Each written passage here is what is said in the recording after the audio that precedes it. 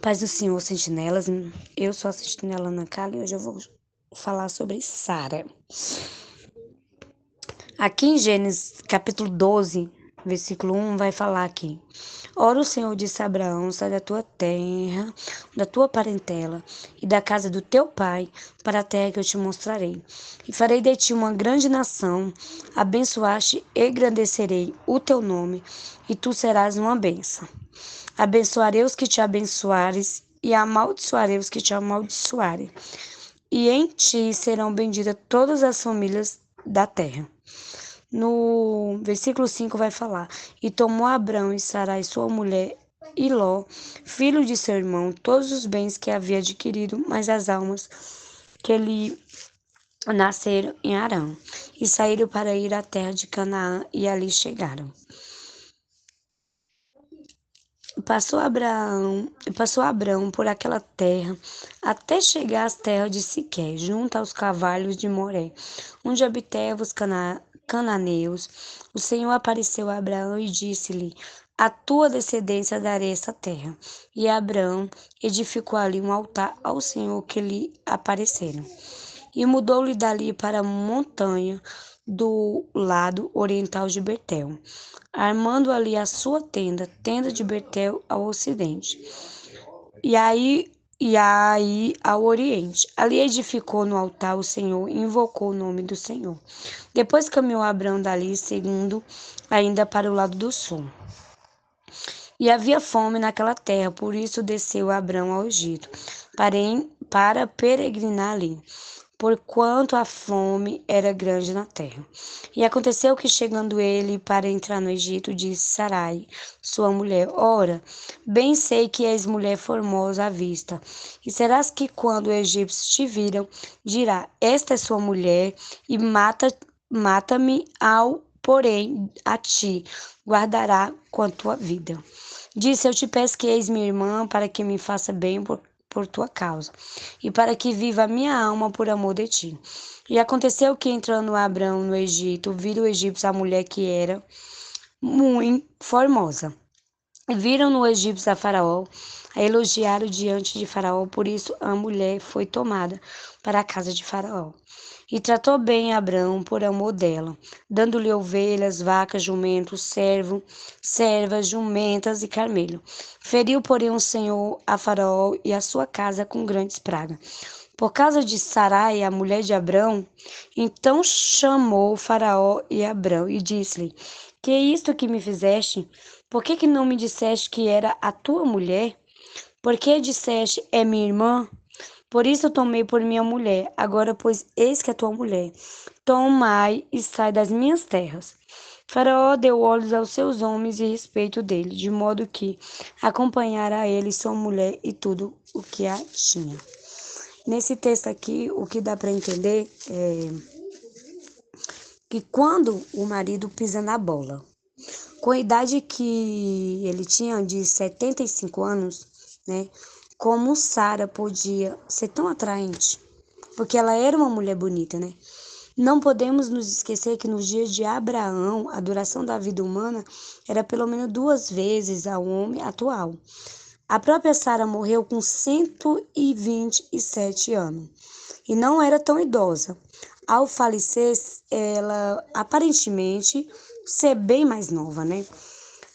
Aos 75 anos, Sara deveria ter a aparência de uma pessoa jovem, né? Assim, lendo o texto, refletindo, lendo sobre Sara, né?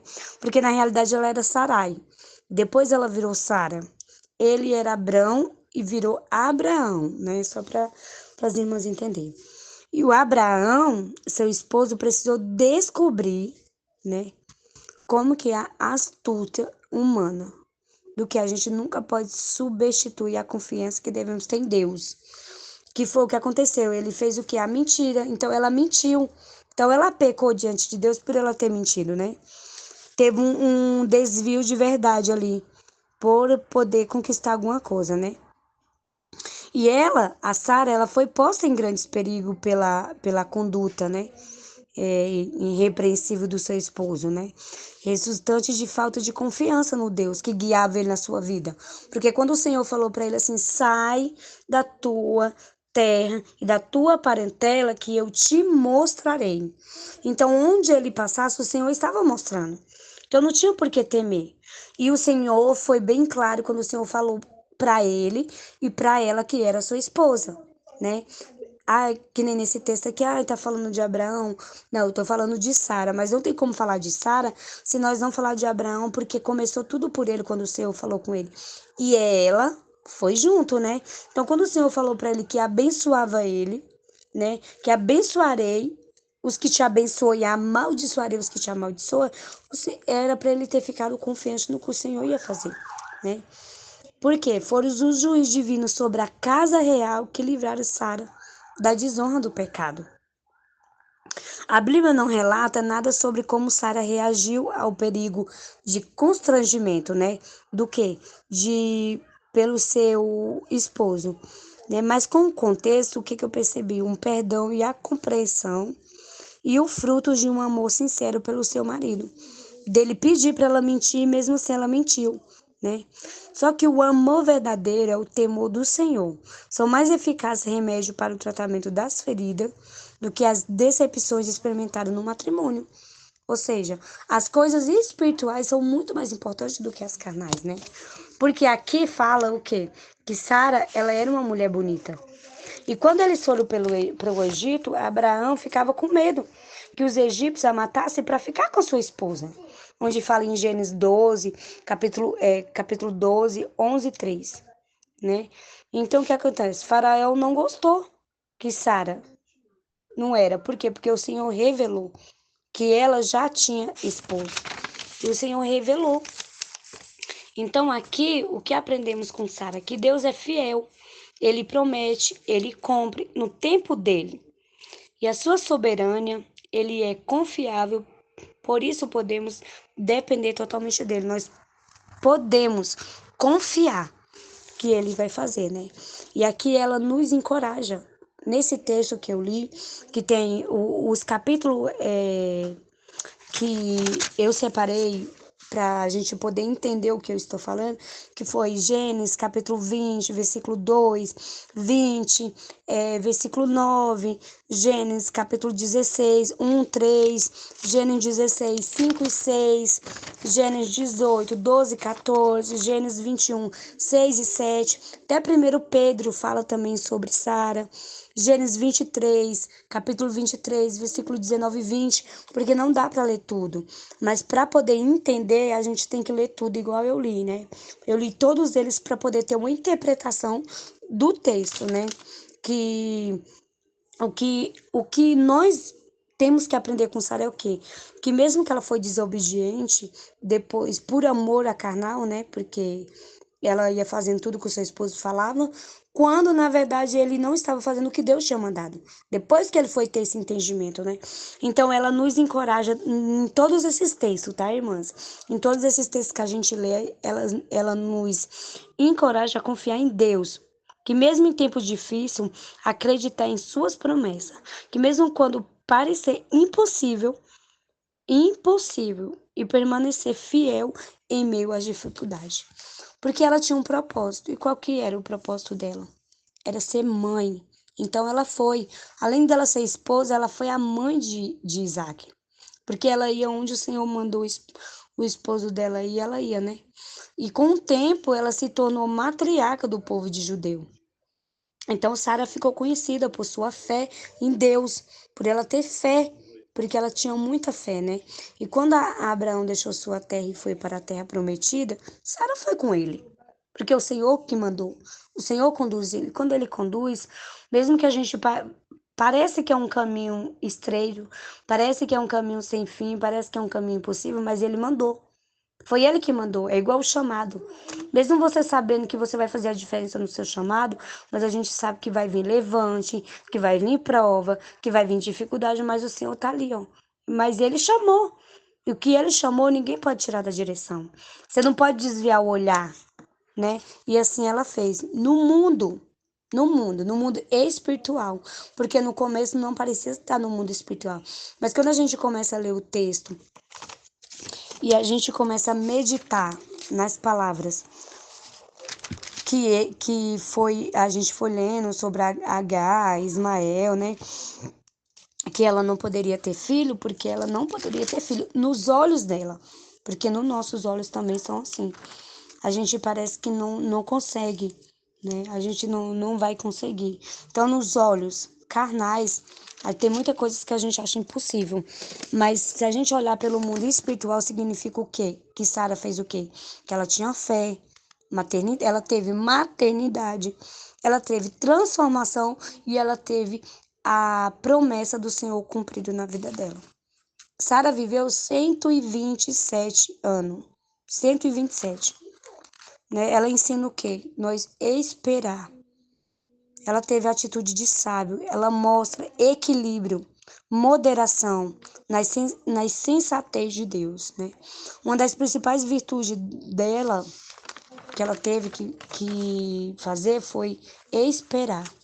Então, essa é uma virtude do Senhor. Ele nos dá paciência para nós esperar, porque ela era estéril. Ela não podia ter filho. Então, o que ela mostrou?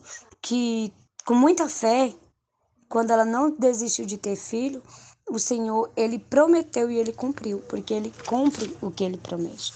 Nós só temos que esperar, nós temos que ter paciência e nós temos que ter sabedoria. Porque mesmo que demore, mas o Senhor vai cumprir o que ele prometeu.